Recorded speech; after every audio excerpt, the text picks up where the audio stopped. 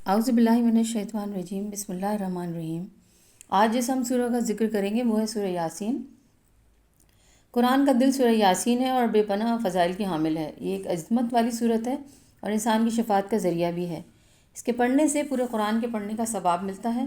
اگر کسی کا انتقال ہو جائے تو اس کے پاس پڑھنے سے نزا کی کیفیات آسان ہو جاتی ہیں۔ اس طرح یہ سورہ جو تعلیمات اسلامی کا خلاصہ ہے، 7 مبین یعنی 7 روشن حقائق پر مشتمل ہے۔ پہلے رکوع میں یہ شہادت دی گئی کہ حضرت محمد اللہ کے رسول ہیں اور آپ رحمت اور ہدایت ہیں، اور رہا لوگوں کا ماننا یا نہ ماننا، ان کی فطرت پر مبنی ہے، اور اس سے وہی فیضیاب ہوگا جو ایمان لائے گا۔ اللہ کے سب بندے اس کی نظر میں برابر ہیں اور وہ ان کے اعمال سے آگاہ ہے۔ دوسرے رکوع میں ایک واقعہ کا ذکر ہے، یعنی اللہ تعالیٰ فرماتے ہیں حضرت محمد صلی اللہ علیہ وسلم کو مخاطب کر کے کہ اے رسول، ان سے اس گاؤں کے والوں کا قصہ بیان فرمائیے کہ جب ان کے پاس ہمارے رسول آئے، یعنی ان کے پاس 2 رسول بھیجے گئے، پھر بھی ان لوگوں نے انکار کیا اور ایمان نہیں لائے۔ پھر اللہ نے تیسرے رسول کو بھیجا، اور اس وقت جب یہ منکرین ان پیغمبروں کو جھٹلا رہے تھے، ایک مرد مومن جس کو احادیث میں حبیب کہا گیا ہے آیا اور ان کی رسالت کی شہادت دی اور کہا کہ ان کی پیروی کرو، یہ سیدھی راہ پر ہیں۔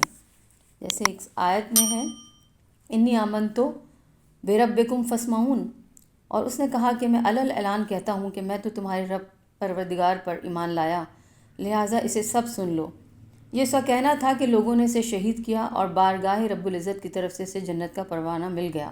حکم ہوا کہ جاؤ بہشت میں داخل ہو جاؤ، یعنی جنت پر نظر پڑی تو بولا کہ کاش میری قوم کو معلوم ہو جائے کہ مجھے اپنے ایمان لانے کا کیا حسین بدلہ ملا، کہ میرے رب نے مجھے بخش بھی دیا اور مجھے عزت والوں میں شامل فرمایا۔ مومن زندگی میں بھی لوگوں کا خیر خواہ ہوتا ہے اور اپنے رب کے پاس پہنچ کر اس کی خیر خواہی اور بڑھ جاتی ہے۔ منکرین حق کو اپنے ظلم کا خمیازہ اٹھانا پڑا، اور بس یہی ایک فرشتوں کی چنگھاڑ تھی جس نے ان کو ہلاک کر دیا۔ وہ سب اس دم بجھ کر رہ گئے، یعنی مر کر بجھے ہوئے کوئلے کی طرح ہو گئے۔